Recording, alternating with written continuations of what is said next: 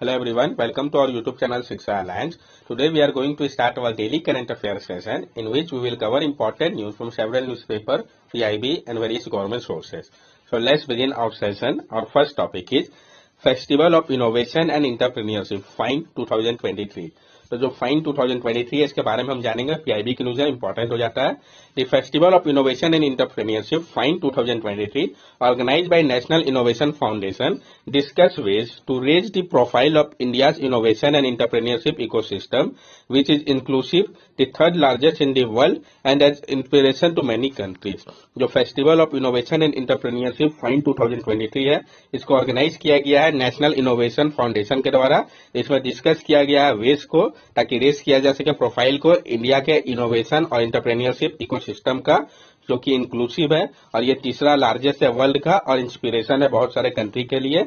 NIF national innovation foundation के बारे में भी हम जान लें। National Innovation Foundation, founded in 2000, headquartered in Ahmedabad, Gujarat, is an autonomous body of the Department of Science and Technology. It is India's national innovation to strengthen grassroots technological innovation and outstanding traditional knowledge. जो आपका national innovation foundation है NIF, इसको found किया गया था 2000 में। इसका headquarter Ahmedabad Gujarat में है। ये आपका एक ऑटोनोमस बॉडी है, department of science and technology के अंतर्गत आता है। ये भारत का नेशनल इनिशिएटिव है ताकि स्ट्रेंथन किया जा सके ग्रासरूट टेक्नोलॉजिकल इनोवेशन को और आउटस्टैंडिंग ट्रेडिशनल नॉलेज को। नेक्स्ट टॉपिक है हमारा Odisha PVTG nutritional improvement programme. तो हम जानेंगे Odisha PVTG nutritional improvement programme के बारे में। OPNIP is a program to improve the nutritional status of the particularly vulnerable tribal group in Odisha.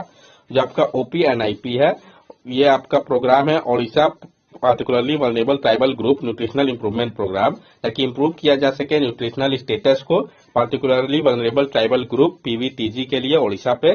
Intervention की अगर हम बात करें तो community based creches for children of age 6 month to 3 year. Community based creches की बात कही गई है चिल्ड्रन के लिए जिनका एज 6 मंथ से 3 ईयर्स तक है। Spot feeding centre for children age 3 to 6 year. Spot feeding centre के लिए कहा गया है जो चिल्ड्रन जिनका एज 3 से 6 ईयर है। Maternal spot feeding centre for pregnant and lactating mother. Maternal spot feeding centre होना चाहिए प्रेग्नेंट या लैक्टेटिंग मदर के लिए। Prioritise the first 1000 days of life when rapid growth and developmental take place. अब prioritise करने की बात कही गई है तो फर्स्ट 1000 डेज है लाइफ का जब रैपिड ग्रोथ और डेवलपमेंटल टेक प्लेस होता है। कम्युनिटी सपोर्ट की अगर हम बात करें तो local PVTG self help group are interested with managing the OPNIP intervention which strengthen community ownership and empower local PVTG women collective in managing such nutrition intervention in their community। जो local आपका particularly vulnerable tribal group self help group है उनको interest किया गया manage करने के लिए Odisha particularly vulnerable tribal group nutrition programme intervention को, जो कि स्ट्रेंथन कर रहा है कम्युनिटी ओनरशिप को और एम्पावर कर रहा है local particularly vulnerable tribal group women को कि वो कलेक्टिव मैनेज करे न्यूट्रिशन इंटरवेंशन को अपने कम्युनिटी के लिए। नेक्स्ट टॉपिक हमारा solar energy corporation of India. तो जानेंगे SECI solar energy corporation of India के बारे में। Solar Energy Corporation of India Limited has been accorded the status of Mini Ratna Category 1 Central Public Sector Enterprise। जो आपका solar energy corporation of India है उसको दिया गया है status mini ratna category 1 central public sector enterprise का। CPSE with a continuous profit record in the last 3 years, pre-tax profit of at least ₹30 crore in one of the 3 years and a positive net worth are eligible for Mini Ratna 1 status।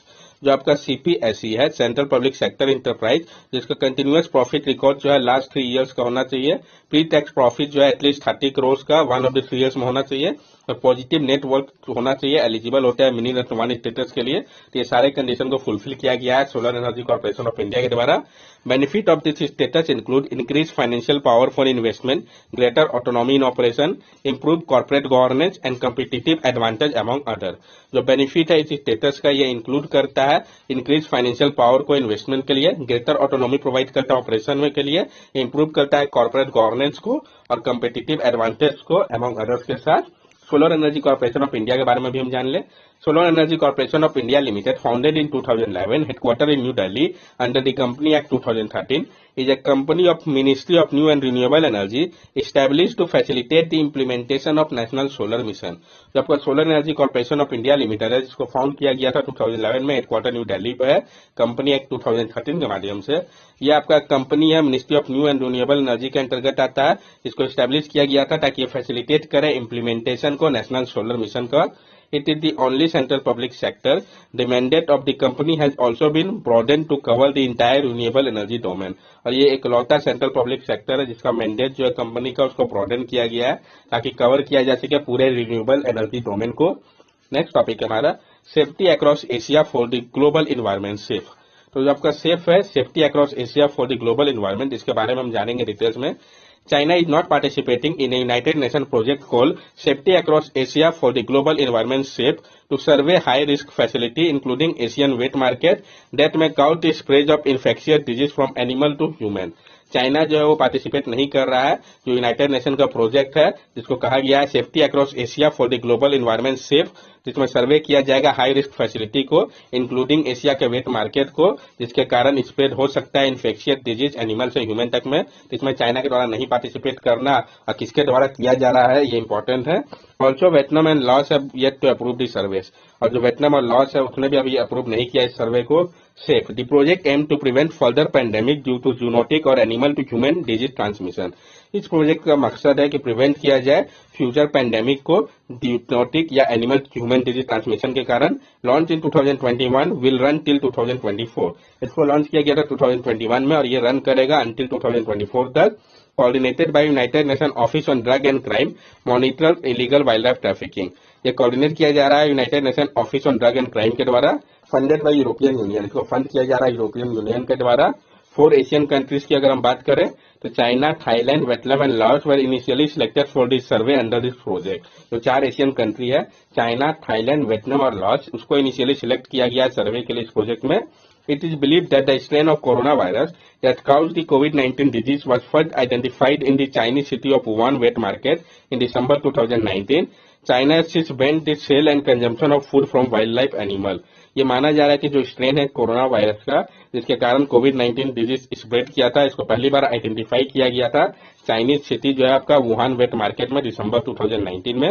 China ने उसके बाद से ban कर दिया cell और consumption को food का wild life animal से जो होता है।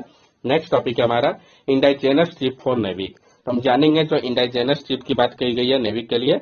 A Bengaluru-based space technology company, Alina Geosystem, had developed a chip named NAVIC processor that can form the core of navigation, positioning and timing application using India's indigenous satellite-based navigation system NAVIC. जो Bengaluru based space technology company आपका Elina जियो system, उसने develop किया एक chip जिसका नाम है NavIC processor, जो कि फॉर्म करता है कोर को navigation, positioning and timing application के लिए, जिसमें उपयोग किया जाएगा इंडिया के indigenous satellite based navigation system NavIC का। Previously IIT Bombay had developed a home ground receiver chip Dhruva. इसके पहले आईआईटी बॉम्बे ने डेवलप किया था एक home ground receiver chip Dhruva को। Indian NavIC GPS system had face issue in integration and mobile phone at the mobile require an extra trip unlike USA GPS. This has been one of the major obstacles to the widespread use of NAVIC. India का जो NavIC GPS है इसको issue का सामना करना पड़ रहा था इंटीग्रेशन को लेके, क्योंकि जो मोबाइल फोन है उसके लिए एक्स्ट्रा चिप की आवश्यकता पड़ रही थी, अनलाइक जैसे यूएसए के जीपीएस में नहीं पड़ता है। इस कारण एक मेजर ऑब्स्टेकल के रूप में ये काम कर रहा था, जो कि वाइड स्प्रेड यूज जो है नेविक का इसको नहीं सपोर्ट कर रहा था। NAVIC is a stand-alone navigational satellite system developed by ISRO. It consists of 7 satellites, 3 geostationary and 4 geosynchronous, covering India's landmass and up to 1500 km beyond its boundary. जो आपका नेविक है ये आपका stand alone navigation satellite system है जिसको develop किया गया इसरो के द्वारा। इसमें आपके 7 सैटेलाइट है, 3 सैटेलाइट जो आपका वो जियो स्टेशनरी ऑर्बिट में है, जबकि 4 जो है वो जियो सिंक्रोनस ऑर्बिट में है। ये कवर करते हैं इंडिया के पूरे लैंडमास को और अप टू 1500 किलोमीटर बियॉन्ड जो इंडिया का बाउंड्री है उस एरिया को भी ये कवर करते हैं। It was approved in 2006. NAVIC became operational in 2018. NAVIC को अप्रूव किया गया था 2006 में, लेकिन ये ऑपरेशनल हो पाया 2018 में। L1 band. India is trying to shift to L1 frequency from currently L5 and S band, as it will increase the use of NAVIC in wearable device and personal tracker. India जो है वो कोशिश कर रहा है shift करने का L1 frequency की ओर करंट L5 और S बैंड से। इससे क्या होगा, इंक्रीज हो जाएगा जो यूज है नेविक का वेरेबल डिवाइस और पर्सनल ट्रैकर पे। एप्लीकेशन की अगर हम बात करें, NavIC being use in public vehicle tracking, emergency warning alert for fisherman and tracking and providing information related to natural disaster. NavIC का उपयोग जो है पब्लिक व्हीकल को ट्रैक करने के लिए, इमरजेंसी वार्निंग अलर्ट देने के लिए फिशरमैन को, या ट्रैक करने के लिए या प्रोवाइड करने के लिए इन्फॉर्मेशन को जो कि रिलेटेड है नेचुरल डिजास्टर से, अभी इसके लिए उपयोग हो रहा है इसका। Other global navigation system, navy के अलावा जो अदर ग्लोबल नेविगेशन सिस्टम है, जैसे आपका ग्लोबल पोजिशनिंग सिस्टम जीपीएस हो गया यूएसए का, Galileo from the European union, Galileo हो गया आपका यूरोपियन यूनियन का, रशिया का ग्लोनास हो गया, चाइना का बीडूस हो गया, ओजेस जो कि कवर करता है एशिया ओशियानिया रीजन को, और इसका फोकस जो है वो जापान के ऊपर है। नेक्स्ट टॉपिक है हमारा रिसोर्सेस एट मून। तो हम जानेंगे जो बात की गई है रिसोर्सेस की मून को लेकर, चाइना ने प्लान किया कि वो स्टार्ट करेगा बिल्ड करने को एक लूनर बेस का, ताकि वो उपयोग कर सके जो सॉइल है मून का नेक्स्ट 5 ईयर पे। इसलिए जो टीम है वो डिजाइन करे एक रोबोट को जिसका नाम है चाइनीज सुपर मैसन, ताकि वो ला सके ब्रिक्स आउट लूनर सॉइल का। इस मिशन के बारे में हम जान ले। चाइना का मकसद है कि वो रिट्राइव करे वर्ल्ड का पहला सॉइल सैंपल को फार साइड से मून के। उनका जो मिशन है 2025 का, उससे चाइना जो है वो लॉन्च करेगा चेंज E8 मिशन को 2028 तक, ताकि वो जो ब्रिक्स है लूनर सॉइल से ला सके। इंपॉर्टेंस क्या है मून का, तो हीलियम 3 जो कि एक रेयर आइसोटोप है, ये काफी ज्यादा एबेंडेंट में मून पे पाया जाता है। इसका उपयोग किया जाता है फ्यूल के तौर पे न्यूक्लियर फ्यूजन रिएक्टर पे। Water ice has been found in the moon polar region. It offers a valuable resource for the future lunar colonies और deep space mission. जो वाटर आइस है ये पाया गया है मून के पोलर रीजन पे, ये ऑफर कर रहा है एक वैल्यूएबल रिसोर्स को फ्यूचर लूनर कॉलोनी के लिए या डीप सी स्पेस मिशन के लिए। मेटल की अगर हम बात करें, the moon contain metals such as iron, titanium and aluminium which could be used for construction and manufacturing purpose. जो मून है वो कंटेन करता है मेटल को, जैसे कि आयरन हो गया, टाइटेनियम हो गया, एल्यूमिनियम हो गया, जिसका उपयोग किया जा सकता है कंस्ट्रक्शन या मैन्युफैक्चरिंग पर्पस में भी। Rear earth element, the moon contain rare earth elements such as yttrium, lanthanum and neodymium. This resource could be mined and used to support the development of advanced technology in space. जो moon है वो contain करता है rear earth element को भी, जैसे कि Triumf, लैंथेनियम और नियोडिमियम भी वहां पाए जाते हैं। ये जो रिसोर्स है इसको माइन किया जा सकता है और उपयोग किया जा सकता है सपोर्ट करने में डेवलपमेंट के लिए, एडवांस टेक्नोलॉजी को स्पेस के लिए। सोलर पावर की अगर हम बात करें, the moon receive constant sunlight making it an ideal location for solar power generation. Moon जो है उसको कांस्टेंट सनलाइट मिलता है, इस कारण ये आइडियल लोकेशन है सोलर पावर जनरेशन के लिए। लॉन्चिंग पैड की अगर हम बात करें तो मून सर्व कर सकता है एक बेस के तौर पे एक्सप्लोरेशन के लिए अदर प्लैनेट के लिए, तो अगर हम वहां से लॉन्च करेंगे तो। अदर मिशन ऑन मून, इसके अलावा जो मिशन है मून के लिए, टारस्ट्रीम नासा का है, चंद्रयान 3 इंडिया का है, चेंज ई चाइना का पाथफाइंडर लूनर ऑर्बिटर है, आपका लूना 25 रशिया का है और स्लिम जापान का है। ये कौन सा कंट्री का कौन सा प्रोजेक्ट है ये आपको मेमोराइज होना चाहिए। नेक्स्ट टॉपिक है हमारा वाईजेड 80b। हम जानेंगे जो वाईजेड 80b है इसके बारे में। एस्ट्रोनॉमर ने डिस्कवर किया है एक रिपीटिंग रेडियो सिग्नल को वाईजेड 80b का, जो कि एक रॉकी अर्थ साइड एक्सो प्लेनेट है जो कि रोटेट कर रहा है एक स्मॉल रेड ड्वार्फ स्टार का, जो कि 12 लाइट ईयर अवे है अर्थ से। क्या सिग्निफिकेंस है इसका? ये जो डिस्कवरी है ये सजेस्ट कर रहा है कि जो प्रेजेंस है मैग्नेटिक फील्ड का अराउंड प्लेनेट के, ये one of the prerequisite है हैबिटेबल प्लेनेट के लिए। What is radio signal from exoplanet? ये रेडियो सिग्नल क्या होता है एक्सो प्लेनेट से? रेडियो सिग्नल जो होता है प्लेनेट का, ये इलेक्ट्रोमैग्नेटिक वेव होता है जो कि इमिट होता है नेचुरली प्लेनेट के द्वारा रेडियो फ्रीक्वेंसी रेंज पे। जो इंटेंसिटी और फ्रीक्वेंसी होता है रेडियो सिग्नल का, ये वेरी करता है, डिपेंड करता है प्लेनेट के ऊपर, उसके मैग्नेटिक फील्ड, उसके एटमोस्फियर और अदर फैक्टर के ऊपर। How 80b produce a radio signal? कैसे ये जो आपका 80b है ये प्रोड्यूस कर रहा है रेडियो सिग्नल को?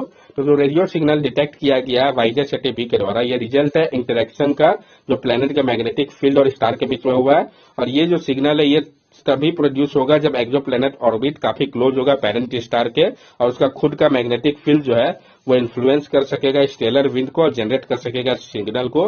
एक्सो प्लेनेट होता है क्या है?